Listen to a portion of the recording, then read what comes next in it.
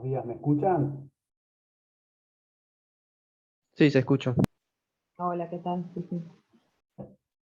Bien, yo los escucho muy bajo porque tengo un problema con el parlante, Buenas tardes. así que lo tuve que cambiar. Y los escucho muy, muy bajo. Así que si a lo largo de la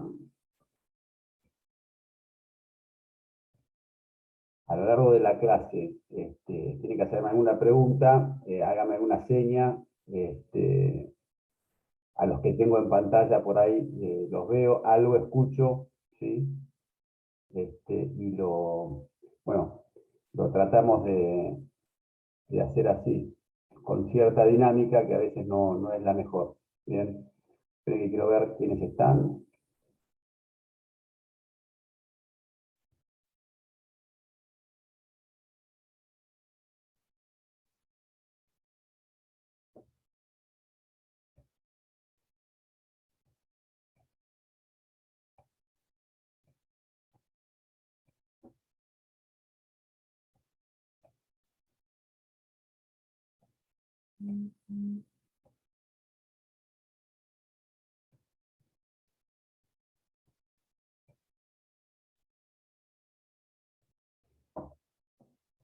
Bien.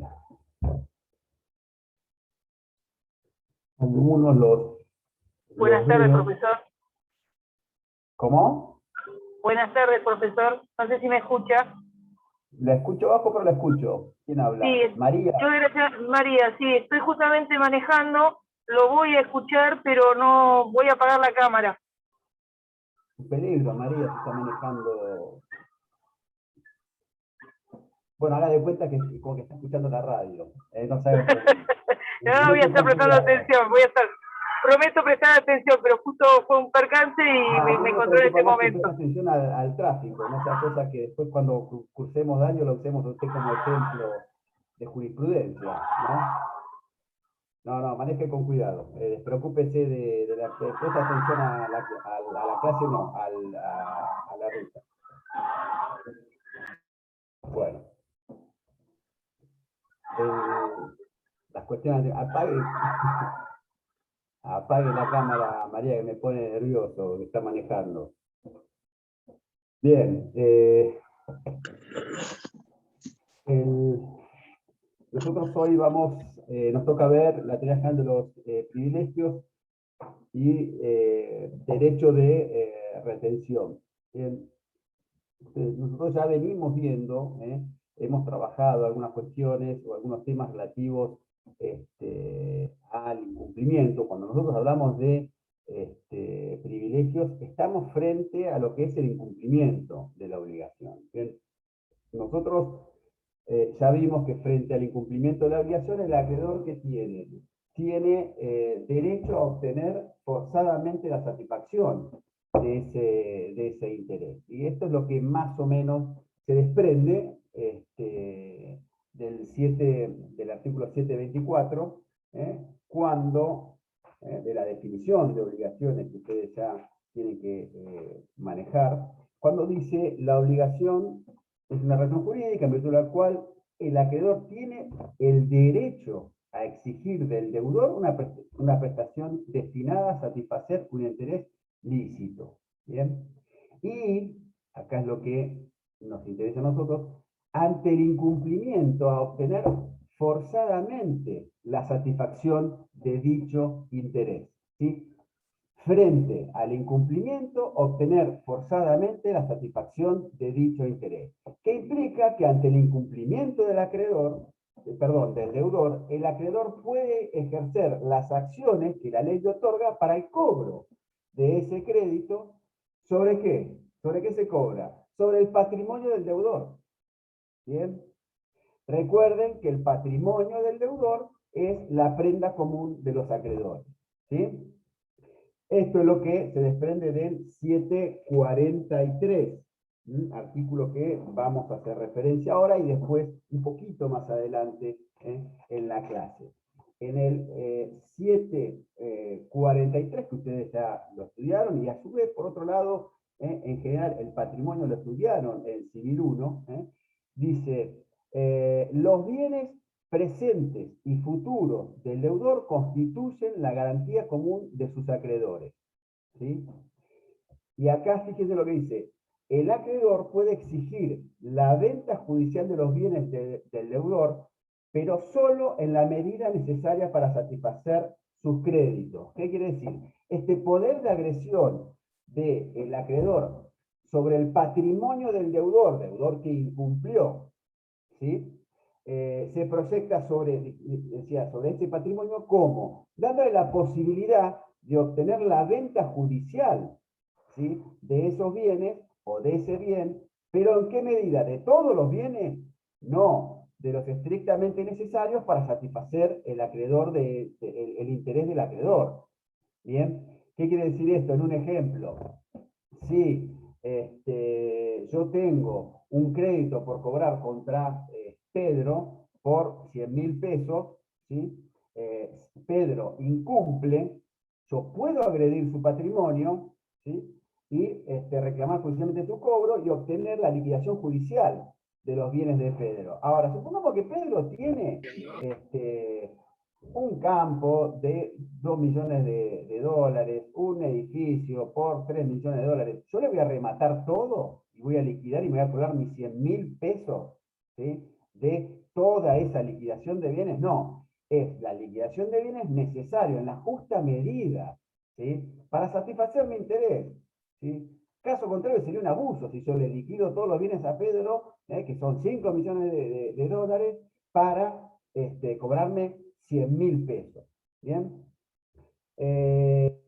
Esto es, en líneas generales, cómo funciona la dinámica frente al incumplimiento de la obligación, ¿sí?, o por lo menos este aspecto de la dinámica del incumplimiento de la obligación, el patrimonio como prenda común de los acreedores. Ojo, tengan en cuenta también, que ya lo vieron, el 744. En cuanto al 744, previamente vengo del 743, que sería el patrimonio, la prenda común de los acreedores, y puedo liquidar judicialmente, subastar judicialmente, vender judicialmente con el auxilio del juez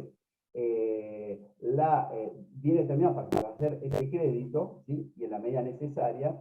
Pero ojo, no todo el patrimonio en la prenda común de los acreedores. Ustedes ya vieron que hay determinados bienes que están excluidos, ¿sí?, de ese patrimonio garantía, por distintos motivos que el legislador eligió, ¿sí? Dice, estos bienes no van a poder ser agredidos y no van a poder ser apartados, sustraídos, no sustraídos en términos de robo, sino separados, ¿sí? Y sobre eso voy a liquidarlos y con el líquido producido, cobrar mi crédito. ¿Bien? Eso es lo que están La ropa, por ejemplo. 744, las ropas necesarias, uso indispensable para el Los bienes deudor. afectados a una religión reconocida por el Estado, aquellos bienes que correspondan a una religión reconocida por el Estado. Todos los enumerados del 744. ¿Sí? Eso ya lo viene. Ahora, decía, el tema de los privilegios, que es lo que nos convoca hoy, nos lleva a ver la dinámica de esta obligación, patrimonio, incumplimiento patrimonio garantía, ¿sí? Afectar un bien para pagar, o los bienes necesarios para pagar ese crédito, que por lo general, así explicado, está visto desde una singularidad de un acreedor. Un deudor que agrede el patrimonio de ese deudor. Ahora, lo que vamos a empezar a ver a nosotros, y esto nos lleva a ver, nos lleva a la cuestión de los privilegios, es qué pasa cuando frente al patrimonio de un deudor, ¿sí?, concurren varios acreedores que intentan cobrar distintos créditos. Si estoy parado frente a un deudor, ¿sí?, cuyo patrimonio no responde exclusivamente a un solo acreedor, ¿sí?, que responde, ese patrimonio responde a distintos por todos. acreedores. ¿Bien? Es decir, cuando se trata de dos o más acreedores que concurren a cobrar sobre el patrimonio de ese deudor. ¿Bien? Está claro que, insisto, que estamos parados nosotros frente a la situación o frente al campo del incumplimiento obligacional. ¿Bien? ¿Qué pasa cuando frente a un deudor, el patrimonio de un deudor, ¿sí?, que tiene que afrontar varios créditos de distintos sujetos, distintas productos de relaciones, distintas relaciones jurídicas, ¿sí? El principio es que todos esos acreedores están, si se quiere, en la misma condición y reciben el mismo trato legal. Este es el principio. Este principio de que todos esos acreedores que concurren sobre el mismo patrimonio de su deudor, ¿sí?, están en igualdad de condiciones. Este principio, esta condición se llama par conditio creditorum, ¿sí? Par conditio creditorum, ¿sí? Y es esto que todos los acreedores están iguales, en un pie de igualdad, es una derivación lógica y natural del principio de igualdad y de no discriminación arbitraria de los acreedores. Esto es lo que surge del 743, parte final. Después de decir que el acreedor puede exigir la venta judicial de los bienes del deudor, solo en la medida necesaria, dice: todos los acreedores pueden ejecutar estos bienes en posición igualitaria, excepto que exista una causa legal de preferencia. Repito, todos los acreedores pueden ejecutar estos bienes en posición igualitaria, excepto que exista una causa legal de preferencia. ¿Bien? Repetimos, volvemos recapitulando un poquito. Patrimonio, la prenda común de los acreedores. ¿Bien? Frente al incumplimiento, todos los acreedores no pueden agredir ese patrimonio. ¿Bien? Tienen la facultad, tienen el derecho de hacerlo. Puede ser que no lo hagan, ¿sí? Que uno sí, que otro no. Pero todos tienen el derecho de agredir ese patrimonio. ¿Cuál patrimonio? Todos los bienes, presentes y futuros, excepto los que excluye el 744. Bien, y pueden pedir judicialmente la venta, pueden obtener judicialmente la venta de los bienes necesarios para satisfacer su crédito. Bien, y la regla es que todos, ¿sí?, concurren ahí en un pie de igualdad. Bien, excepto que haya, ¿sí?, una excepción legalmente, es decir, que exista una causa legal de preferencia. Esto ya nos va acercando a la cuestión de la preferencia. Ahora, ¿cuándo surge la cuestión de la preferencia? Supongamos que tengo un deudor que tiene cinco acreedores, ¿sí?, de distinta naturaleza, no importa. Todos concurren a liquidar ese patrimonio. ¿Bien? Liquida ese patrimonio, que puede ser un bien, varios bienes, ¿sí?, un conjunto de determinados, no importa. Pero todos ven satisfechos su crédito, ¿sí? ¿Sí? De los 5 acreedores, todos cobraron. Y cobraron el total con intereses, uno le aplicó una cláusula penal mandatoria, todo. Satisfechos el interés pleno de todos los acreedores. En este caso a nosotros ya no nos interesa. Se fueron todos a su casa contentos. ¿Bien? No cumplió voluntariamente el deudor, ¿sí? Cumplió, o los acreedores hicieron uso de ese derecho a obtener forzadamente el cumplimiento de esa obligación. Y se fueron todos contentos, satisfechos a sus casas. Acá no nos interesa, al derecho ya se determinó la posibilidad de intervenir. ¿Por qué? Y porque no hay interés. Todos fueron satisfechos. ¿Y me voy a poner a hablar de privilegio, de preferencia? No, si todos cobraron. El problema de los privilegios, ¿sí?, de las preferencias que vamos a estudiar ahora, es cuando, frente al incumplimiento, tengo varios acreedores que agreden ese patrimonio, ¿sí?, y ese patrimonio es insuficiente para satisfacer el crédito de todos. ¿Bien? ¿Se entiende? Entonces, partimos de esta regla de la par conditio creditorum, todo un pie de igualdad, con fundamento justamente en el principio de igualdad y no discriminación arbitraria de los acreedores, y en este contexto no todos van a haber satisfecho sus créditos porque ese patrimonio es insuficiente. ¿Bien? Acá es donde entran a jugar la cuestión de los privilegios. Ahora, acá vamos a hacer el primer interrogante. ¿Deben los acreedores ser tratados siempre en forma paritaria o igual? ¿O se justifica que ciertos créditos, por distintos motivos, cobren unos antes que el otro, que cobrar uno antes que el otro muchas veces quiere decir, yo voy a cobrar, el que viene atrás no, o si somos muchos, yo voy a cobrar, el que viene atrás mío sí, el tercero no cobra nada, o cobra la mitad, el cuarto ya se quedó afuera. ¿Sí? Bien, entonces, ¿realmente se justifica? ¿Deben todos estos acreedores soportar esa insuficiencia patrimonial? En su caso, soportarla en la medida o en la proporción de su crédito.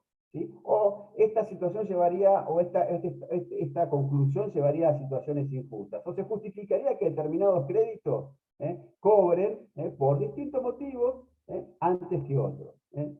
Si nosotros nos atenemos rígidamente a este principio de la par conditio creditorium, todos responderíamos, y no, todos tienen que soportar la pérdida, ¿sí? En la proporción de su crédito.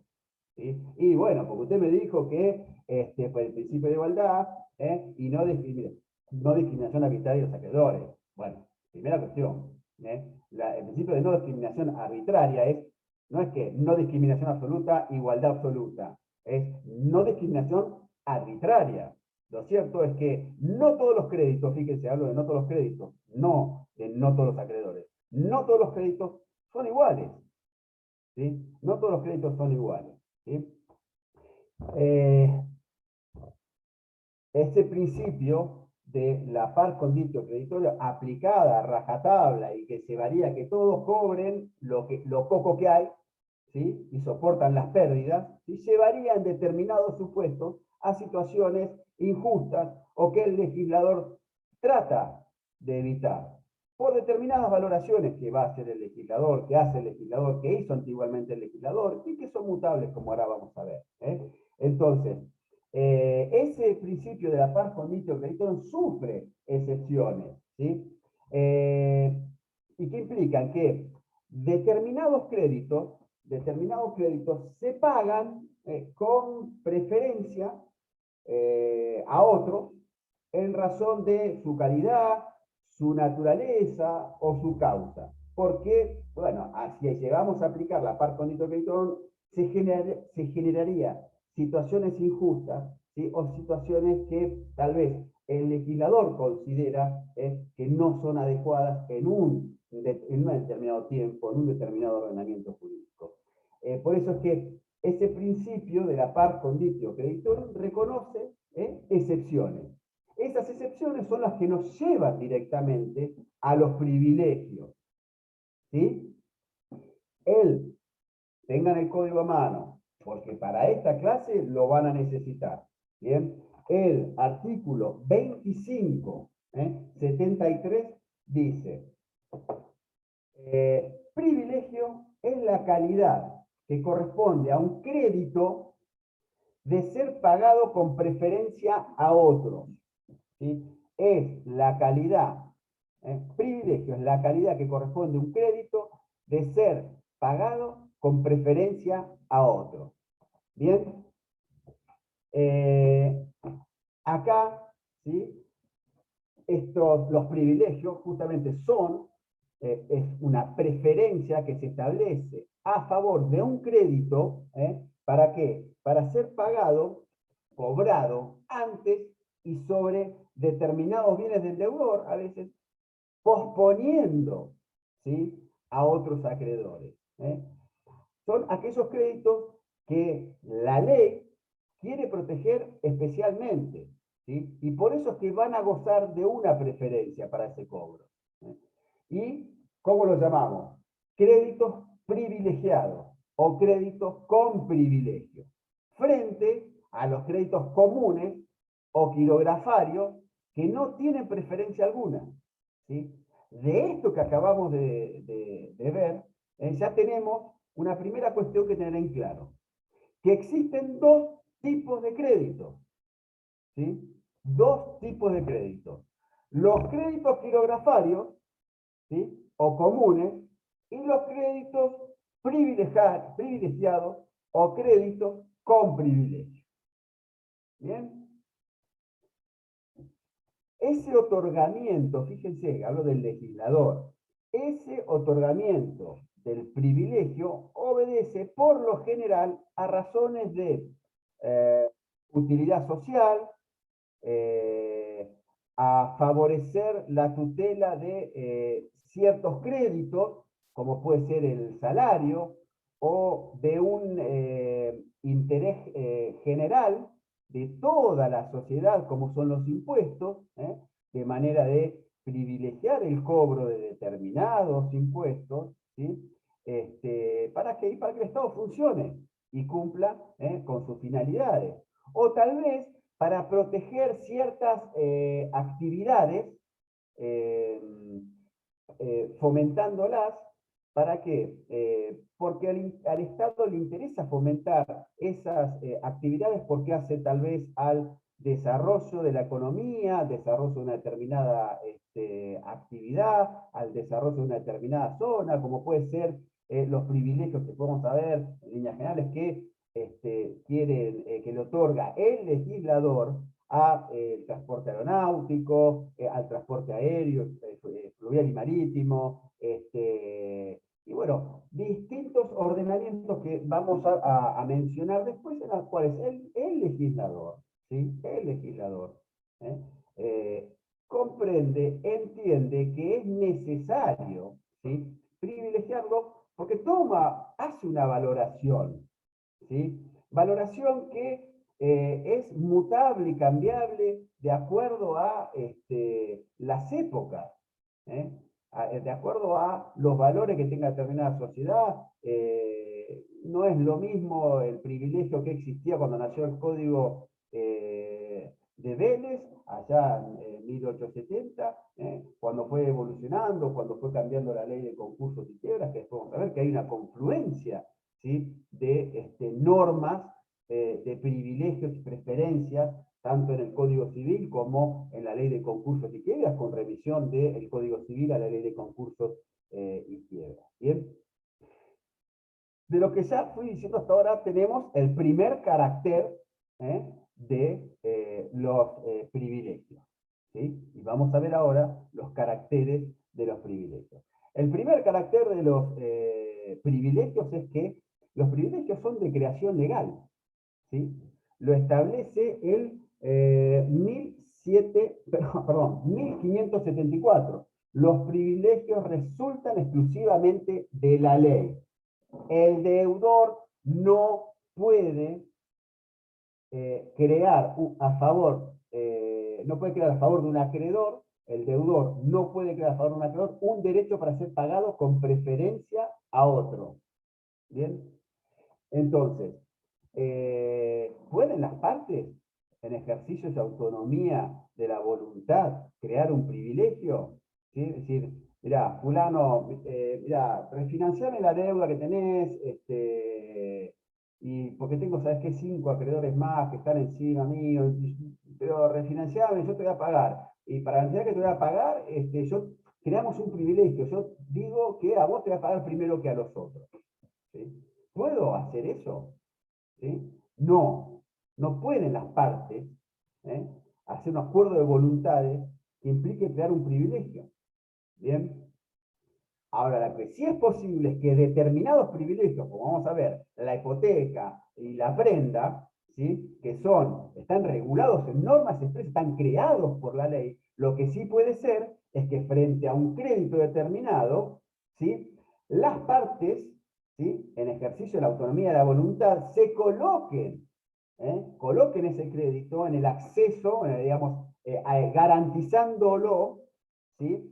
Con un derecho real de hipoteca, con las preferencias que la hipoteca genera, que después vamos a ver. ¿Bien? Pero no crean ellos una preferencia, sino que echan mano, ¿sí? De una preferencia creada por la ley y se colocan, ¿sí? En el lugar, ¿sí? De estar haciendo uso de esa hipoteca o de esa preferencia creada por la ley. ¿Cómo? Y bueno, acuerdan generar un préstamo, un mutuo, con garantía hipotecaria.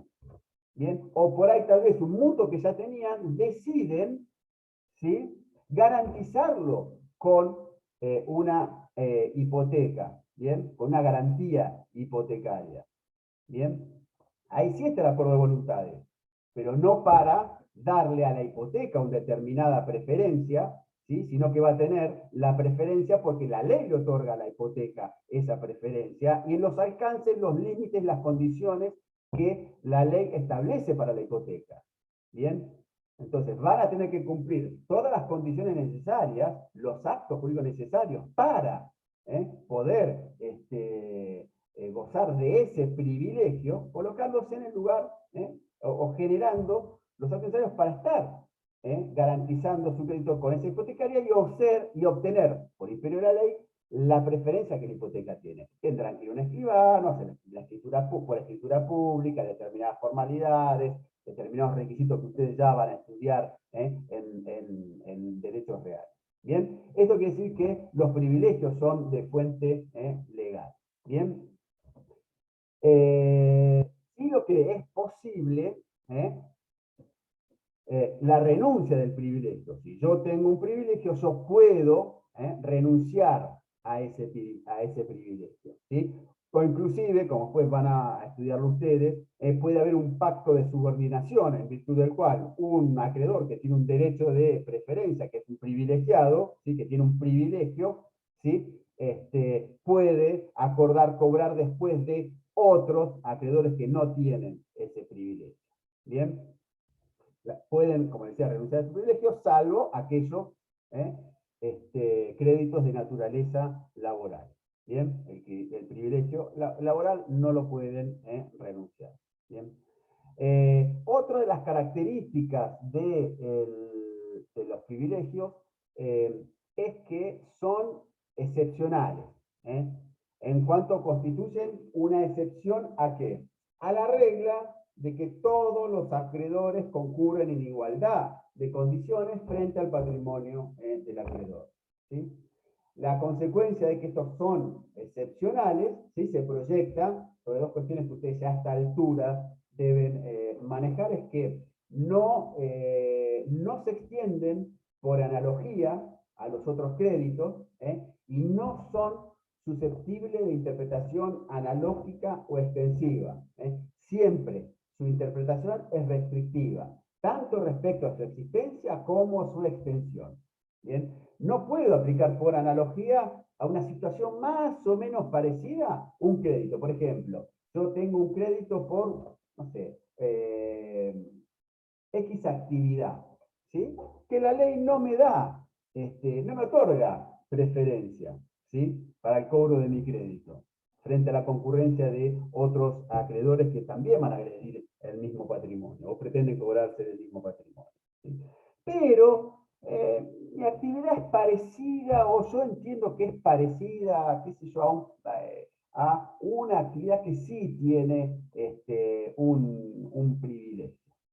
¿Sí? Entonces digo, bueno, mira, si supongamos un ejemplo, supongamos, yo soy transportador y no me pagó el servicio de transporte, etc. Pero la ley de el Código Aeronáutico, la ley de navegación marítima fluvial, tiene un privilegio, aquel que hace el mismo, algo parecido a lo que hice yo. Así que yo voy a pedir el privilegio y quiero que me lo reconozcan. No. El privilegio está específicamente y taxativamente enumerado, ¿sí? Que son los que surgen de la ley. No es posible aplicarlos por analogía y tampoco son susceptibles de una interpretación analógica y extensiva, y además son de interpretación restrictiva. ¿Qué quiere decir esto? Que tanto la existencia, si en caso de duda, si goza de privilegio o no, un crédito, lo interpreto restrictivamente, no lo tiene. Lo mismo en cuanto a su extensión. Si yo tengo dudas que ese privilegio, que es incuestionable, se extiende al capital o al capital y sus accesorios, o al capital y determinados accesorios, ¿sí? Y en vez de 2 años, bueno, tenemos la duda o la discusión si es por menos años que se hace extensivo el interés. Bueno, la interpretación siempre, la tendencia es siempre a interpretarlo restrictivamente, ¿bien? En cuanto a su alcance y extensión. ¿Bien? Otra de los caracteres que tienen los privilegios es que son accesorios del crédito. son accesorios del crédito. Es decir, no se concibe la vida de un privilegio por su existencia misma. Va a existir el privilegio en la medida, obviamente, que tenga un crédito al cual va a acceder, ¿sí? Que le da razón de ser, ¿sí? ¿Por qué? Porque es el legislador al que va a dotar a un crédito determinado, en razón de su naturaleza, de su causa, de ese privilegio. ¿Bien? Entonces, la consecuencia que tiene esto es que depende de su existencia y eficacia, va a depender de la existencia y la eficacia de la obligación o del crédito al cual accede. ¿Bien? ¿Qué pasa? ¿Lo que quiere decir? Que si el crédito al cual accede el privilegio se declara nulo, ¿sí? O se extingue por cumplimiento, ¿sí? Ese privilegio también se extingue, se termina. Y también ese carácter accesorio es que si el crédito al cual accede ese privilegio se cede, se transmite, ¿sí? Mortis causa, ¿sí? O por algún negocio a título singular, ese privilegio se transmite también con ese accesorio del privilegio. ¿Está? Otro de los caracteres de los privilegios, vimos de fuente legal, excepcionales y accesorios, es que son indivisibles, ¿sí? Son indivisibles en cuanto a dos cuestiones, al asiento del privilegio y en cuanto al crédito, ¿sí? Esto creo que está en el 2576. Los privilegios son indivisibles en cuanto al asiento y en cuanto al crédito, independientemente de la divisibilidad del asiento o independientemente de la divisibilidad del crédito. ¿Bien? ¿Qué es esto? ¿Qué es el asiento del privilegio? Una cuestión que vamos a ver a lo largo de la clase. ¿Sí? ¿Qué es el asiento del privilegio? Cuando hablamos de privilegio, hay una noción fundamental que es ¿qué es el asiento del privilegio?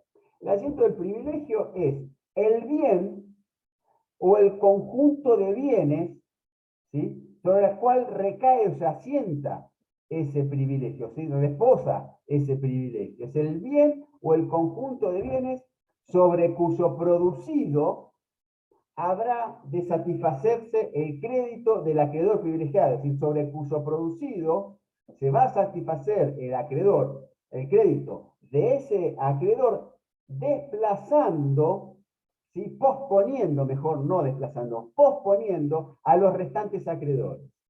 ¿Bien? Entonces es el bien o conjunto de bienes, sobre cuyo producido habrá de satisfacerse el crédito, ¿sí? De ese acreedor privilegiado. Bien. Esto de el asiento en cuanto al privilegio, asiento del privilegio, y en cuanto al crédito, esto es indivisible. ¿Qué quiere decir? El asiento, supongamos que el asiento del privilegio, como ejemplo, en la prenda, ¿sí? La prenda, la garantía, que se asienta sobre un bien mueble registrable, un automotor, ¿sí? Fíjense usted ya, alguno, si tuvo la oportunidad de comprar un auto, tiene un amigo que compró un auto, sabe que algunos autos que, o sea, a veces cuando se compran autos a crédito, sea un crédito particular, un crédito bancario, ¿sí?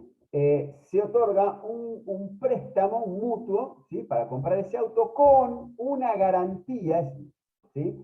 De una prenda, ¿sí? Esa prenda va a garantizar el cumplimiento, si va a intentar garantizar el cumplimiento del crédito que el banco tal le prestó a ustedes, ¿sí? Para comprar ese auto. ¿Bien? El asiento del privilegio de ese crédito, ¿sí? Es ese auto. ¿Bien? Por esa deuda, tengan en cuenta, ojo con esto, por esa deuda el deudor responde con todo su patrimonio, ¿sí?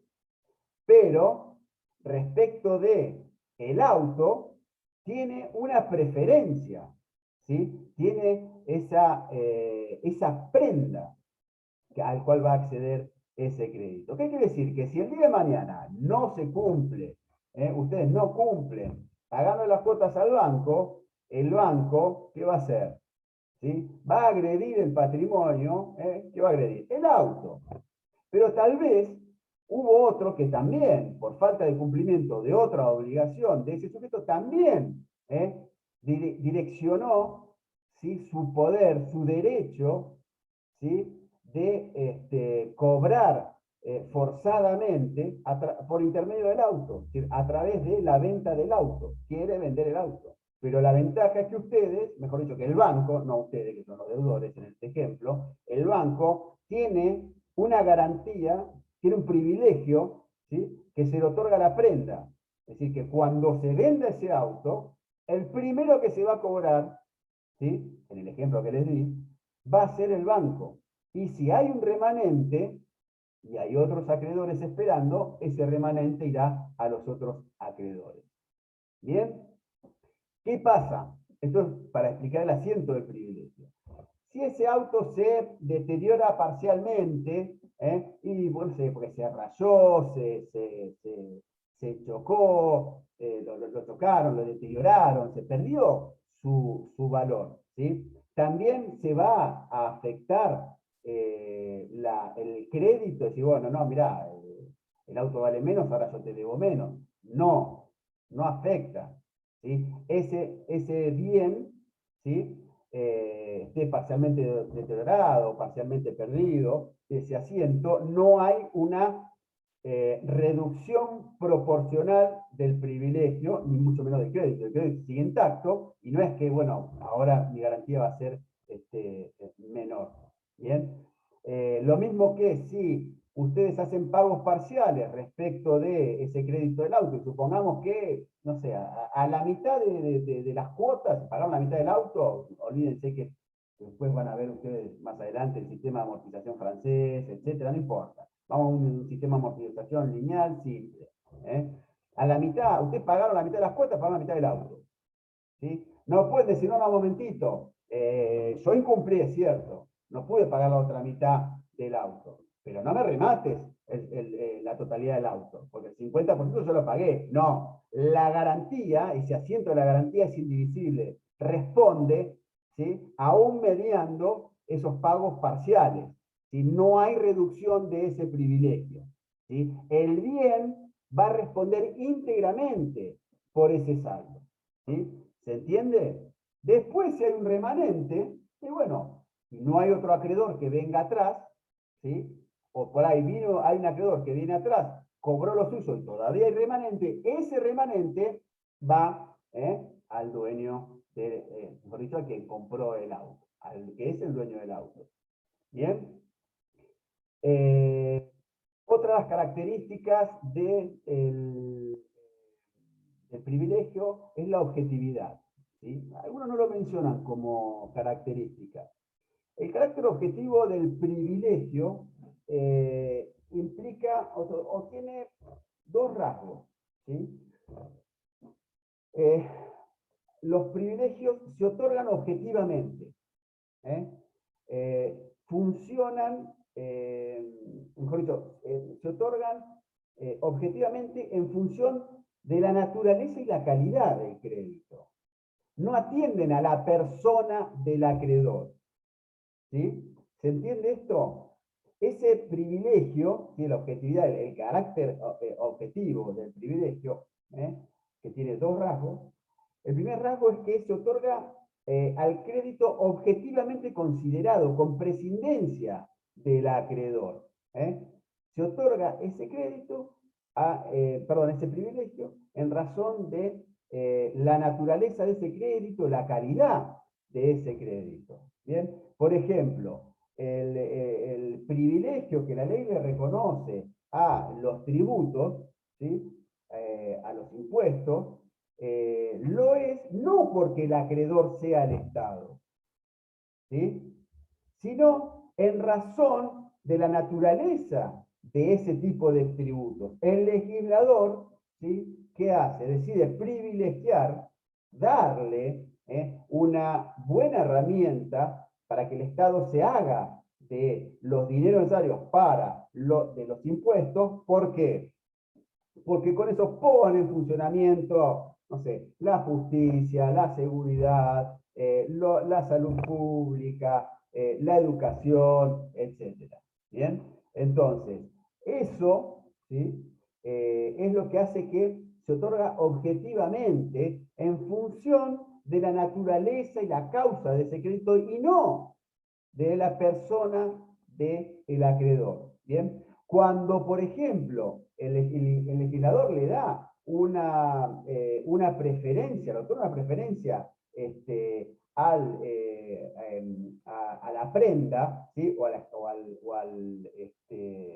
a la hipoteca, lo que está dando es una preferencia no al acreedor hipotecario, a los bancos o a los particulares que prestan plata, ¿sí? No, lo que está dando es una preferencia analizado, visto objetivamente, ¿sí?, ese crédito al cual accede. ¿Bien? ¿Y por qué? Porque el Estado quiere privilegiar que haya circulación de dinero, porque esa circulación de dinero hace que haya más movimiento de bienes y servicios, que la gente consuma más, que pueda financiarse. Lo entiende la hipoteca como un buen mecanismo de auxilio de la financiación, porque da la posibilidad de prestar plata con una fuerte garantía. En la hipoteca, que tiene una preferencia, la garantía está constituida, el asiento de ese privilegio está dado por el inmueble que se da, que se hipoteca. ¿Bien? Que pasa a ser la garantía, el cobro de ese crédito. Cuestiones que más técnicas, obviamente, las van a ver en derechos reales. Entonces, el Estado quiere privilegiar ese tipo de créditos porque entiende que una sociedad capitalista, en líneas generales, donde tiene que circular el dinero, eso es un buen instrumento, es una buena herramienta para que la gente tenga una capacidad de ahorro a largo plazo, ¿sí?, pueda adquirir una vivienda, tal vez pueda hipotecar una fábrica para mejorar su capacidad productiva, etcétera, y lo ve como una muy buena herramienta, ¿sí?, de financiación y de generar riqueza, tal vez. ¿Bien? Entonces, no está mirada a ver a quién quién presta la plata, si es un banco, un particular, etcétera. No, sino la utilidad social de ese crédito. ¿Se entiende? Por eso es que es objetivamente, es decir, la objetividad como un carácter. Se mira, para otorgar ese privilegio, esa preferencia, a la naturaleza del crédito y no a la persona del acreedor. ¿Bien? Y esto, otra faceta, o rasgo, si se quiere, de esta objetividad, es que ese privilegio es genético, está desde el momento en que nace ese crédito, ¿sí? Nace con el crédito, ¿bien? Y no depende para su existencia de ninguna actividad posterior, ni del acreedor, ni del deudor, ni de una confluencia de voluntades de acreedor y deudor. ¿Bien? ¿Está claro esto? También el derecho de preferencia se puede ejercer mientras permanezca la cosa en poder del deudor, salvo disposición legal en contrario, ¿sí? Lo que en principio le quita esa posibilidad de carácter rey persecutorio, es decir, que yo tenga una preferencia, ¿sí?, respecto de, por ejemplo, como vamos a ver después, el trabajador por las maquinarias y las mercaderías que estén en el establecimiento donde presta sus funciones, ¿sí? Pues bien, el empresario, el empleador de ese trabajador, o sea, ahí hay un privilegio del trabajador por determinados conceptos, salario, etcétera, que vamos a ver después. El asiento del privilegio son las maquinarias y las mercaderías, etcétera, que estén en el lugar donde, en el establecimiento donde el trabajador presta su trabajo, su laboreo. Si esa máquina el empleador la vende ¿sí? O porque la va a renovar, o porque la vende porque ya está obsoleta, o no le sirve más, o por el diseño de producción no le sirve, o porque tenía acumulada mercadería, si procedió a su venta, o la cedió, la dio en pago, no importa. Sí, pero no está más, no hay posibilidad del trabajador de perseguir, ¿sí? Su privilegio sobre esos bienes si ya pasaron a manos de un tercero. ¿Sí? Estamos hablando que pasaron en forma lícita, o no estamos hablando, mejor dicho, de un supuesto de simulación o fraude. Bien, ¿hay salvedades de este principio? Sí, véanlas en el artículo 2199, 2221 y 2222, ¿sí? Para la prenda. Bien.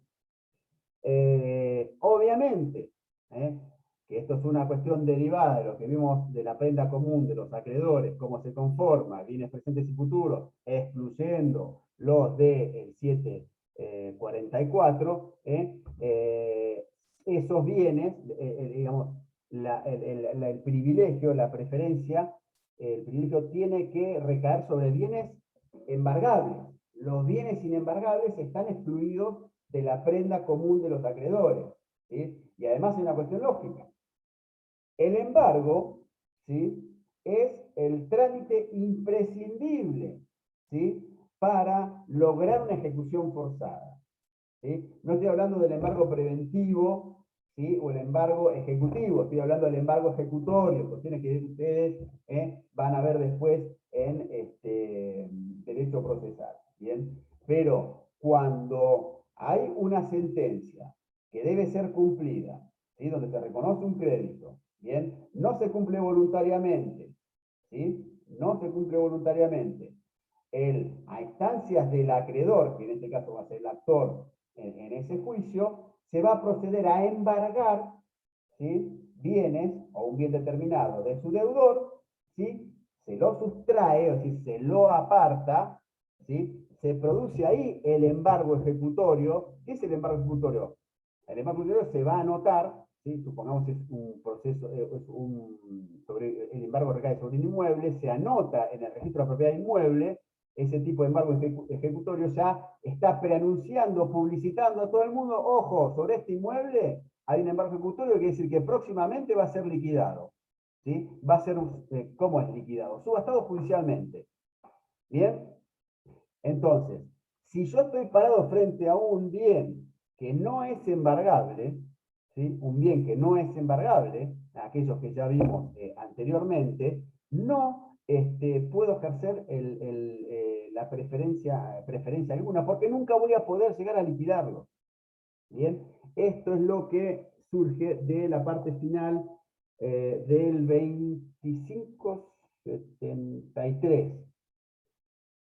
Después de ver la definición, dice: el privilegio no puede ser ejercido sobre cosas inembargables declaradas tales por ley, que es la que ustedes ya vieron en clases anteriores. Bien.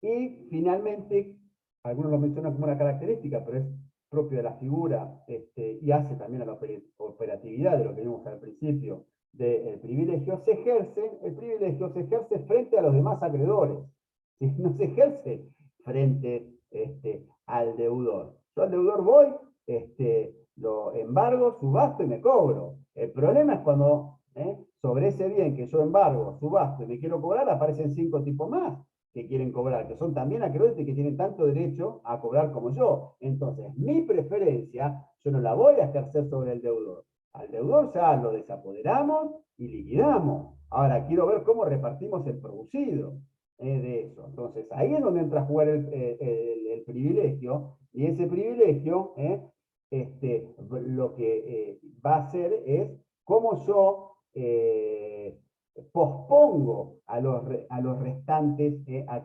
acreedores, perdón. Esa va a ser la función del privilegio, y que va a hacer que aquel privilegiado cobre antes que otro. ¿Bien? Vimos recién asiento de privilegio, y vamos a una figura de el asiento de privilegio y le voy a explicar lo que es la subrogación real. Bien.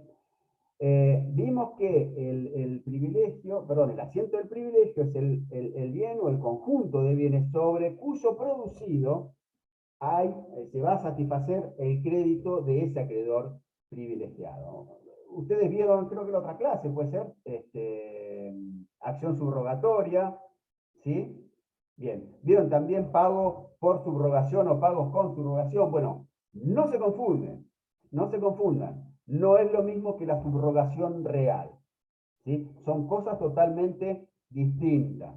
Bien, cuando hacemos referencia o vinculamos el asiento del privilegio con la subrogación real, cuando vinculamos el asiento del privilegio y la subrogación real, tenemos en cuenta que ese asiento del privilegio, conjunto, bien o conjunto de bienes sobre los cuales se va a producir la satisfacción del crédito, de ese crédito privilegiado, lo que estamos viendo es que ese asiento de ese privilegio, esa cosa, ese bien, en ciertos casos puede ser sustituido por otro bien, que entra en su lugar y ahí va a ocupar o va a quedar afectado también a ese privilegio. La sustitución del bien por otro constituye esta subrogación real, y tiene importancia solamente en los privilegios especiales. ¿Sí? Vamos a ver después que hay dos tipos de privilegios: los privilegios especiales y los privilegios generales. Recapitulando, crédito, ¿partimos de lo general o particular? Dijimos que había crédito, ¿sí? Por reglas todos cobran en una paridad, o están en un pie de igualdad, par condito creditorum. Por excepción, ¿sí? Hay créditos privilegiados, ¿sí? Acá ya tenemos dos tipos de créditos. Créditos girografarios, ¿sí? Los que no tienen privilegios, ¿sí? Que son privilegiados o comunes, y girografarios o comunes, y créditos privilegiados. A su vez, los créditos privilegiados, estos créditos privilegiados se dividen en dos, o hay dos categorías: los que tienen privilegio especial, ¿sí? Y los que tienen privilegio general. Los que tienen privilegio especial son aquellos que recaen, los que tienen privilegio especial son aquellos que recaen sobre un bien determinado o un conjunto de bienes determinados. Por ejemplo, en el caso de el privilegio que tiene el trabajador, después vamos a ver, puede ser sobre un bien determinado, que puede ser la maquinaria, o un conjunto de bienes determinados, las maquinarias del trabajador de la fábrica, pero también puede ser por otro conjunto de bienes, como puede ser todas las mercaderías que tenga almacenadas el empleador en ese establecimiento. ¿Bien? Pero es un privilegio especial porque no recae sobre todo el patrimonio, sino sobre un bien determinado o un conjunto de bienes determinados, pero bien determinados, específicamente determinados. Bien, por oposición, los privilegios generales son aquellos que recaen sobre todo el patrimonio, ¿sí? del deudor. Bien, obviamente, insisto y vuelvo a reiterar lo mismo. Todo el patrimonio del deudor, ¿sí? No quiere decir todos los bienes, sino aquellos bienes, todos los bienes, excepto los que están excluidos por resultar, ¿sí? Inembargados. Bien, un ejemplo típico de subrogación real para que ustedes entiendan cómo es que ingresa uno, si sale un bien que formaba parte de un privilegio especial e ingresa otro. Que no necesariamente tiene que ser de la misma calidad, ¿sí? o con la misma identidad de objeto. Por ejemplo, en la hipoteca, el asiento del privilegio es el inmueble. ¿Bien? es un inmueble que estaba a la vera del río, etcétera, con una construcción. Bueno, ¿qué pasa? Hubo una crecida del río, ¿sí? Y arrastró toda la propiedad, ¿sí? No lo que estaba construido. ¿Sí? Hubo un desprendimiento de tierra y los 400 metros cuadrados que conformaban esa finca bajaron por el Paraná. Bueno, ahora no, porque hay una bajante, pero imagínense, navegó y desembocó en algún lado. ¿Sí? Y se diluyó, se perdió. Es una pérdida. ¿Sí? Pero ocurre que ese inmueble que estaba hipotecado, que tenía un privilegio especial, tenía un seguro. Bien, el seguro ese, ¿sí? Entra en lugar de ese bien inmueble. ¿Sí? La compañía de seguros indemniza al propietario, ¿sí? Y ese dinero, ¿sí? Que ingresa en lugar de ese inmueble que se perdió, ¿sí? Que se perdió, pasa a formar ahora parte el asiento del privilegio. Lo mismo con los seguros de los autos en las prendas. ¿Sí? Dijimos que la prenda importa un privilegio especial, ¿bien? Si alguno sacó un crédito de un auto, un crédito prendario, les forma parte de la cuota pagar, ¿sí? Una porción o un ítem que es seguro por destrucción total, robo, etcétera, incendio, etcétera, destrucción total. Si ocurre el siniestro asegurado, si el evento asegurado, bien, la compañía de seguros indemniza al dueño de ese auto y ahí el acreedor prendario, ¿sí? El acreedor prendario, ¿qué va a hacer? ¿Sí? No es que va a agarrar automáticamente esa plata. En caso que no se cumpla con esa obligación al cual accede ese privilegio, ese dinero ingresa en lugar de ese inmueble, perdón, ese automotor, ¿bien? Ese asiento. Esto es la subrogación real. Subrogación real que, como les dije, tiene importancia. Perdón, profesor, una pregunta. Solamente en los créditos privilegiados. ¿Por qué no en los privilegios generales? ¿Sí? ¿Por qué no? Y porque el privilegio general, como les dije hace un ratito, reposa sobre todo el patrimonio del deudor. Y el patrimonio del deudor, ¿sí? Salvo que algún bien determinado esté inmovilizado por alguna medida cautelar, puede ser dinámico. ¿Sí? Tiene el acreedor, ¿sí? El deudor tiene la libre administración de bienes, es dueño. Puede vender un bien, adquirir otro, vender un bien, guardar la plata en el banco, todo eso es el patrimonio. Entra y salen constantemente bienes, o no, a veces tiene una dinámica más lenta, o tiene una administración, un manejo de ese patrimonio más estático. Bien, pero acá no existe esa subrogación real porque en los créditos, o no tiene importancia la subrogación real en los privilegios generales, porque al recaer sobre todo el patrimonio, todos los bienes que estén en el patrimonio del deudor son los que van a estar afectados a ese privilegio general. Para que exista, vuelvo a los privilegios especiales, asiento de privilegio y esa subrogación real, los requisitos es que debe tratarse de un privilegio especial, como vimos recién, que el bien que constituye el asiento del privilegio salga del patrimonio de ese deudor o se destruya, ¿sí? O sea, puede ser que salga voluntariamente por una compraventa, etcétera, o se destruya, ¿sí? Y que en su reemplazo ingrese otro bien que lo sustituya. Y obviamente tiene que haber una vinculación entre el bien que sale o se destruye y el que ingresa, ¿sí? Esa subrogación produce un efecto, esa subrogación real se produce por efecto inmediato. Impide que se interrumpa el efecto, o que se interrumpa el efecto justamente del privilegio. ¿Bien? Vimos recién la clasificación de los privilegios en generales y en especiales. en líneas generales, ¿qué puedo agregar un poco más para redondearle rápido los privilegios especiales y los generales? Una cuestión importante, ¿sí?, que se me estaba pasando es los privilegios generales, que son los que recaen sobre todo el patrimonio, solo pueden, esto es importante, solo pueden hacerse valer en los procesos universales. ¿Sí? ¿Cuáles son los procesos universales? Concursos y quiebras y sucesiones. ¿Sí? ¿Por qué? Son procesos que comprometen todo el patrimonio de un sujeto.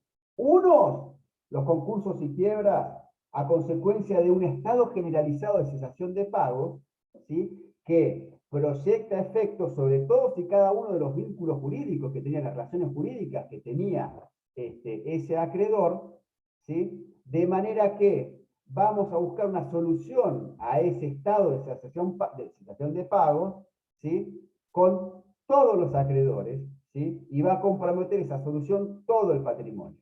¿Bien?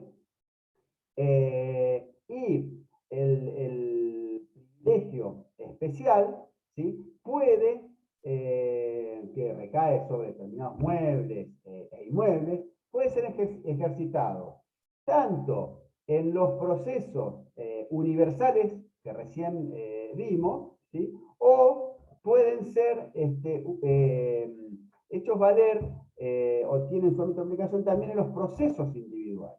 ¿Sí? Acuérdense, saben lo que es un proceso individual y un proceso universal. Proceso individual es, por ejemplo, el banco que ejecuta fulano tal una hipoteca. ¿Sí? Un proceso individual es, por ejemplo,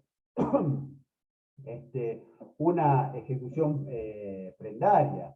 Un proceso individual es el reclamo de un trabajador a su empleador por determinado, por falta de cobro de su salario. Bien, comprende una situación de una parte del patrimonio, una limitación del patrimonio y a un solo acreedor. En el proceso universal lo que hay es un compromiso de todo el patrimonio de una persona.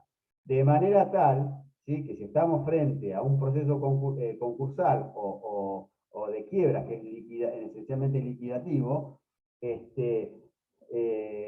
y tiene como presupuesto la cesación de pago, es decir, hay una insuficiencia del patrimonio para atender todas las obligaciones contraídas, ¿sí? Entonces, fijamos determinadas reglas para que todos vengan y ver cómo se cobra o cómo se sale, porque son soluciones que prevé la ley, una forma más dramática, es decir, más drástica, que es liquidativa, la quiebra, liquido todo y reparto lo mucho o poco que haya entre todos, como teniendo en cuenta los privilegios de la ley de quiebras, ¿sí? Y en el concurso preventivo, ¿sí?, lo que tratamos de hacer es, si bien hay distinción entre acreedores, y bueno, ver cómo hacemos un sacrificio todos los acreedores, ¿sí?, haciendo una quita, una espera de nuestro crédito, nuestra creencia, para salir de este estado de cesación de pagos y tener nuevamente un patrimonio sano. Bien, entonces, los privilegios especiales pueden ser hechos valer, o cobran relevancia, mejor dicho, tanto en un proceso individual como en un proceso colectivo. Bien, ahora, ¿qué pasa con los privilegios especiales cuando se liquida el bien asiento de ese privilegio y el precio obtenido resulta insuficiente para cubrir todo ese crédito? ¿Bien? ¿Sí? ¿Me siguen? ¿Qué pasa cuando yo estoy parado frente a un privilegio, un acreedor que tiene un privilegio especial? Se liquida el bien que es asiento de ese privilegio y el precio que se obtiene es insuficiente para cubrir ese crédito. Tengo una hipoteca, tengo un crédito por $40.000, ¿sí? Garantizado con hipoteca. A su vez, tengo liquidado ya, porque hay una mora de 5, 6, 7 años, tengo acumulado unos cuantos intereses. Bien, bueno, no paga, llego, embargo, subasto ese inmueble, se liquida, es decir, viene el adquirente en subasta, deposita la plata, ya tengo el líquido, tengo la plata para repartir. Bien, Pero el inmueble se vendió a $30.000. O sea, me quedaron afuera $10.000 más $5.000 de intereses. ¿Qué hago? ¿Los pierdo? No tengo más el asiento de mi privilegio. ¿A ustedes qué les parece?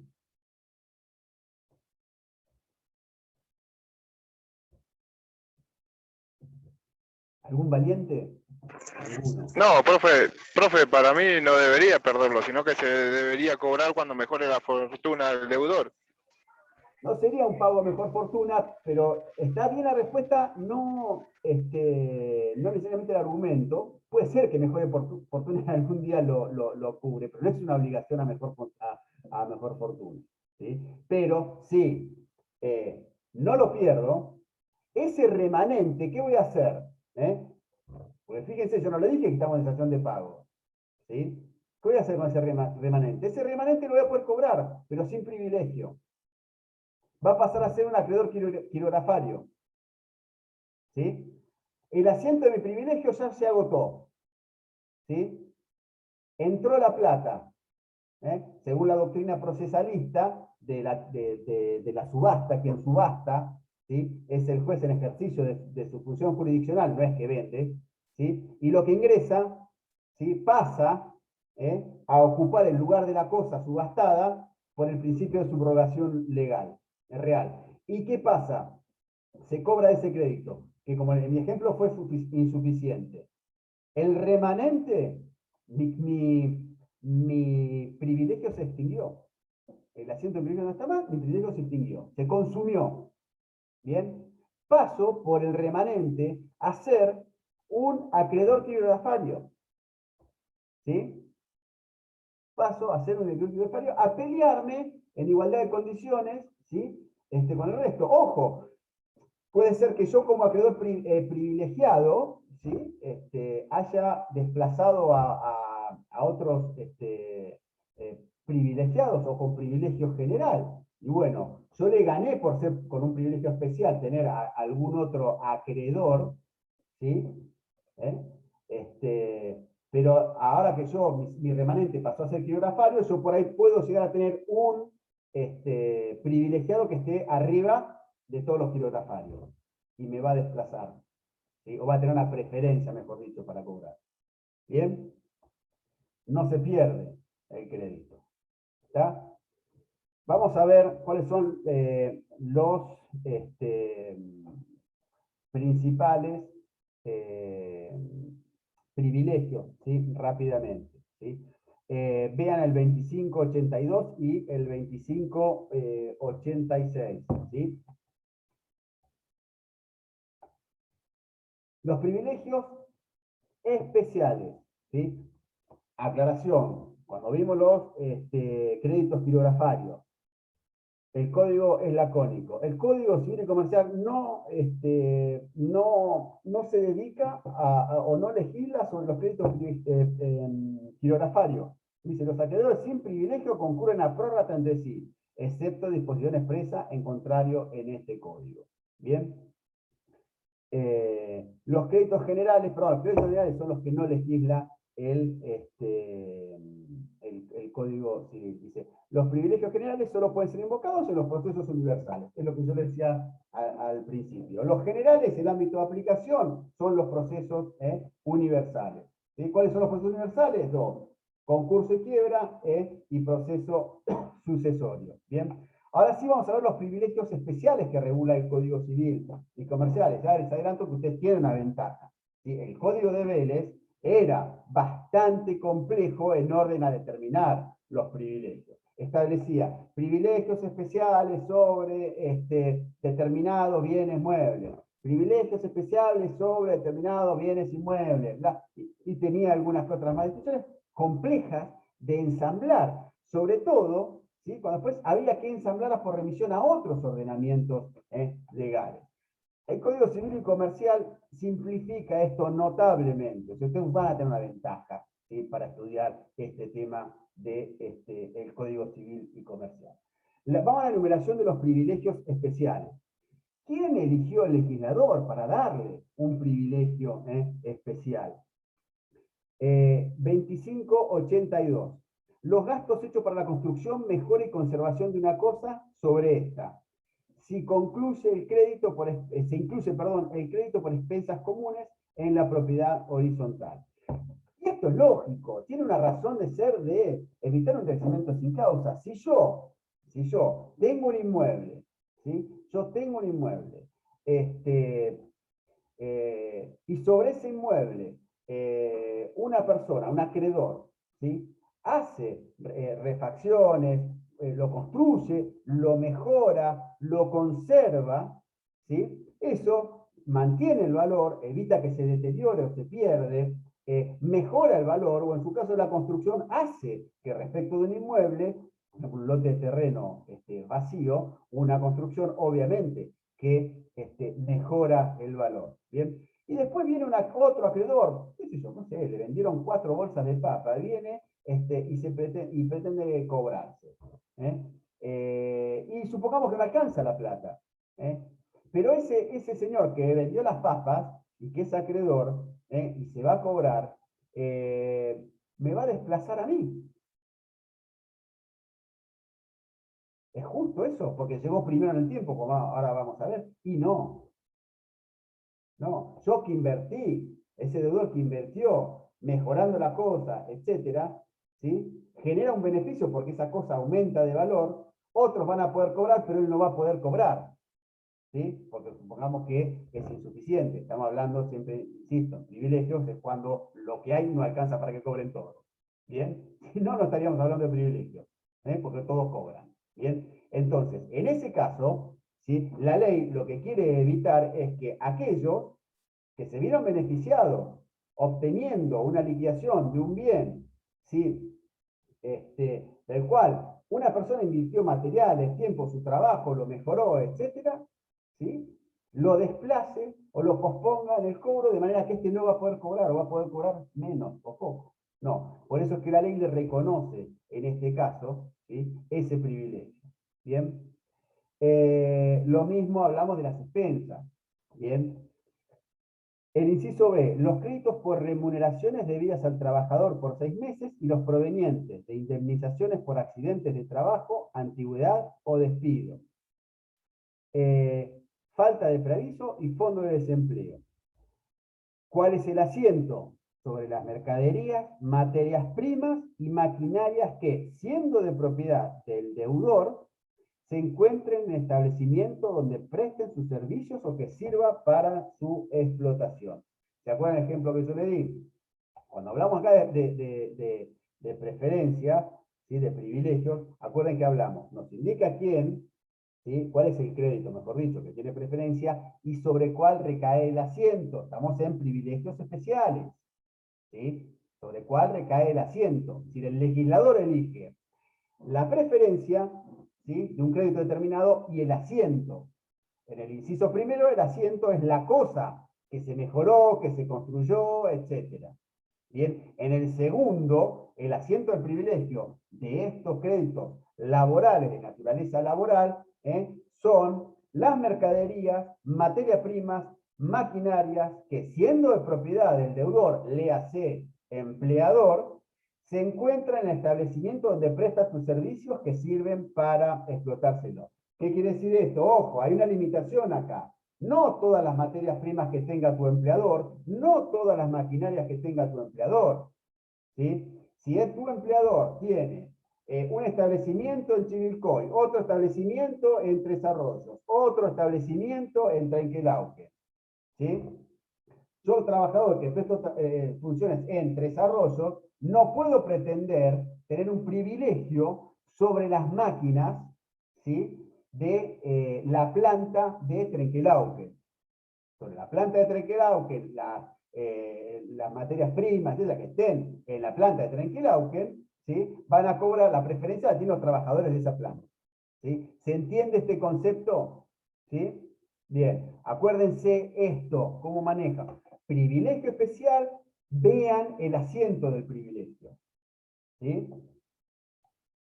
El inciso 3, impuestos, tasas y contribuciones de mejoras que se aplican particularmente a determinados bienes el asiento de privilegio, son estos bienes. Lo adeudado al retenedor por razón de la cosa retenida sobre esta o sobre las sumas depositadas o seguridades constituidas para liberarla. Esta última párrafo es una suerte de subrogación legal. Vamos a ver después, no creo que tengamos tiempo, cuando vean este derecho de retención, está muy claro explicado en Pizarro, van a ver que se puede dar una garantía, es decir, para que se libere esa retención de esa cosa, ¿sí? Ese derecho de retención, se da en garantía, o según seguridad, plata u otro bien, ¿sí? Para liberar el uso de esa cosa, tal vez. Bueno, ahí ese entra en lugar de esa cosa que se liberó. ¿Bien? Y ese es el asiento del privilegio. ¿Bien? Después, el inciso E, los créditos organizados por hipoteca, anticresis, prenda, o sin desplazamiento, warrant, o los correspondientes a debentures, obligaciones negociables, cuestiones que ustedes ya van a ver a lo largo de la carrera. Ahí, obviamente, en el caso de la hipoteca, el asiento de privilegio es el inmueble. En el caso de la prenda, el asiento de privilegio es el automotor. En el caso del warrant, el certificado de depósito, van a ser los granos que están depositados en un determinado lugar, etc. Bien. Ahora, ¿cuál es la extensión, ¿sí?, de estas preferencias? ¿Sí? Primero, antes, una cuestión previa, antes de ver la extensión. ¿Cuál es el orden de prelación? Porque a su vez puede haber entre los que yo mencioné, ¿sí? Bueno, y me quedó el último, los privilegios establecidos por la ley de la navegación, Código Aeronáutico, Ley de Entidades Financieras, Ley de Seguros y del Código de Minería. Bien. ¿Cómo son los privilegios acá? Ahí hay que remitir el código a las respectivas legislaciones. Hay que estudiar ley de navegación sobre un buque, cuáles son los privilegios, está en la ley de navegación. Sobre una aeronave, en el Código Aeronáutico. Bien. Lo mismo en la ley de seguros y el Código de Minería. Ahora, respecto de esto, ¿cuál es el orden de prelación que tengan los acreedores? Supongamos que varios de estos que les mencioné concurren sobre la misma cosa. ¿Bien? El sistema es sencillo y simplifica bastante, ¿sí? Y está establecido en el 2586. 2586. La prelación, ¿sí? La prelación es el que marca los incisos, en el orden en que marca los incisos. ¿Sí? ¿Está claro? La prelación, en caso de conflicto entre ellos, es el que marca, ¿sí?, los incisos. ¿Bien? Ahora, ¿hay excepciones? Sí, hay excepciones. Dice, los privilegios especiales tienen la prelación que resultan de los incisos 2582. ¿Sí? Excepto los siguientes supuestos. Los créditos mencionados en el inciso F del artículo 2582 tienen el orden previsto en los respectivos ordenamientos. Ley de navegación, código aeronáutico, ley de entidades financieras, ley de seguros, código de minería. La prelación la determinan las respectivas leyes. No tiene nada que ver el Código Civil. ¿Bien? Si el Código Civil preanuncia, allá vayan a buscar la prelación. ¿Sí? No la busquen en el orden de los incisos de ese artículo. ¿Bien?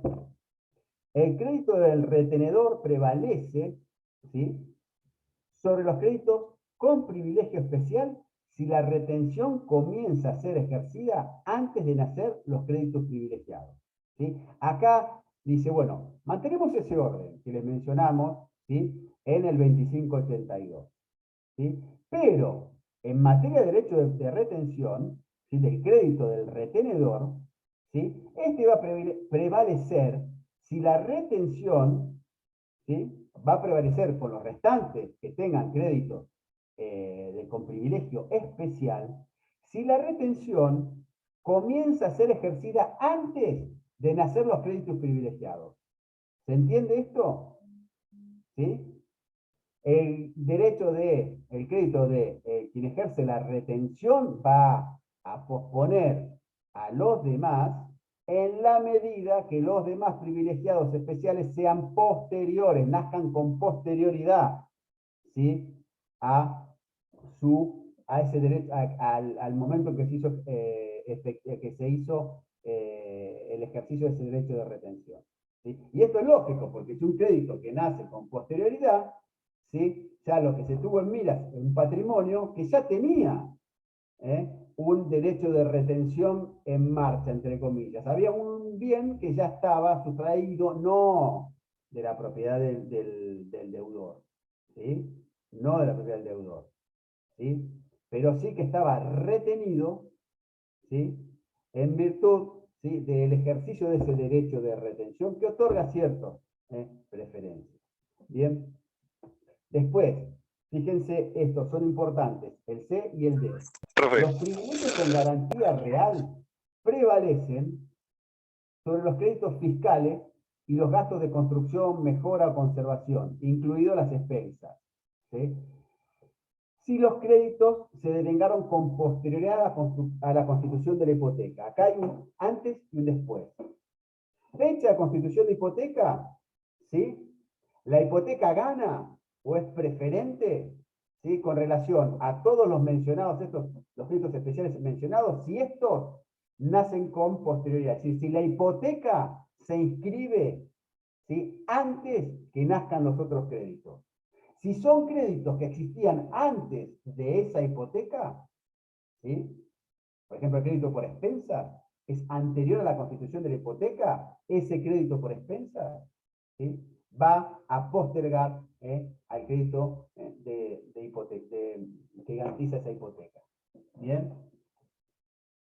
Lo mismo pasa con los créditos fiscales derivados de la construcción. Los créditos fiscales, los derivados de la construcción, los derivados de la mejora o conservación, incluidos las expensas comunes en la propiedad horizontal, van a prevalecer por los laborales, ¿sí? Que sean posteriores a su nacimiento. ¿Me siguen? Los laborales que son posteriores a su nacimiento, al nacimiento de todos los que mencioné recién, ¿sí? Quedan atrás de esos créditos. Bien, fíjense que en materia de prelación lo que hay que jugar, interpretar es el juego armónico, y esto es cuestión de leerlo, interpretarlo y anotarlo. No hay otra cuestión. ¿Sí? Leerlo e interpretarlo. Orden general, el del 2582. ¿Sí? Esa es la prelación. Salvo esto, donde empiezan a jugar, primero, dejo afuera cuestiones del código aeronáutico, de navegación, porque las van a ir a buscar allá. ¿Sí? Ahora, de esos créditos empezamos a analizar. Y fíjense que siempre, en la gran mayoría, hay una cuestión de un límite temporal. Es el factor tiempo en el nacimiento de uno u otro crédito juega un rol fundamental para colocarlo antes o colocarlo después. ¿Bien?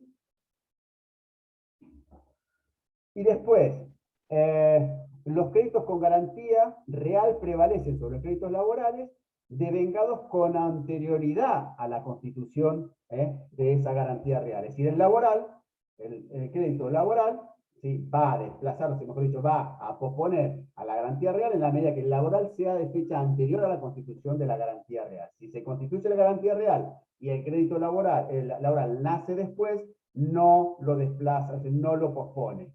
¿Sí? Va a estar primero el crédito que tiene o que accede a esa garantía. ¿Bien?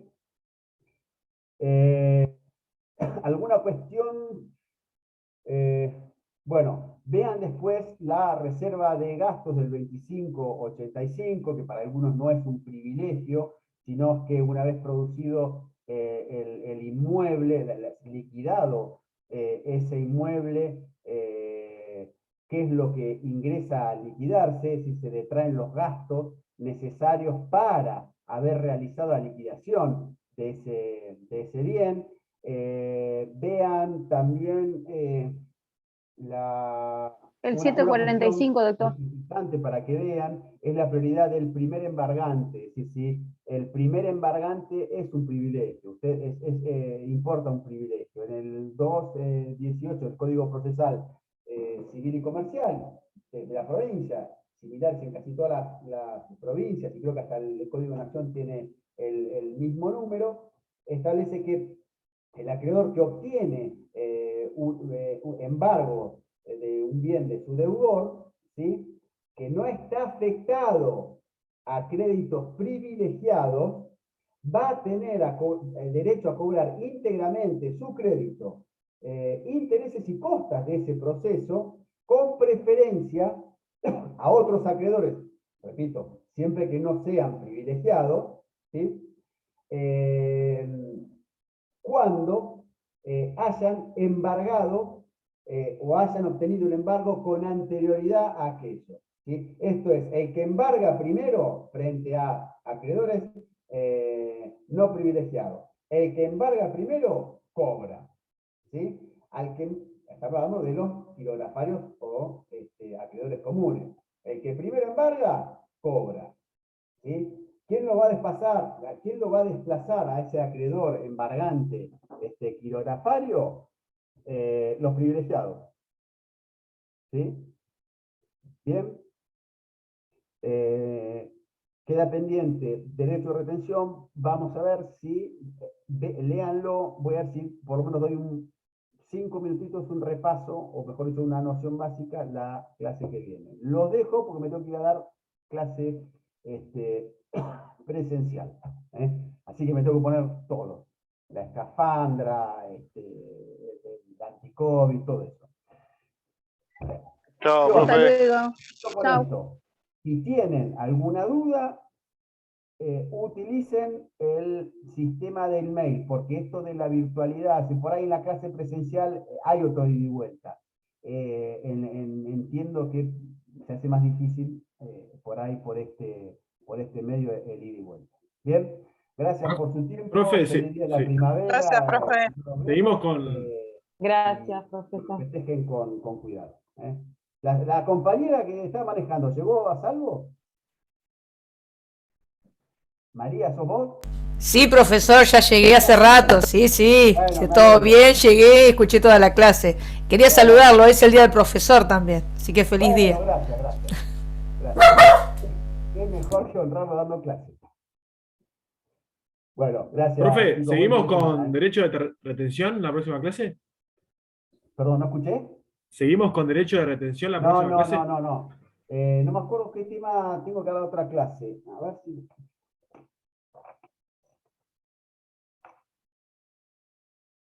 No.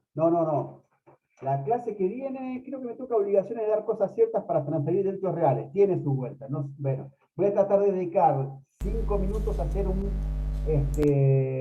una noción, un paneo general del derecho de retención, ¿sí? Gracias, chicos. Buen fin de semana, ¿eh? Chao, gracias, profe. Nos vemos. Hasta Gracias, luego. igualmente. Profe, feliz día. Gracias.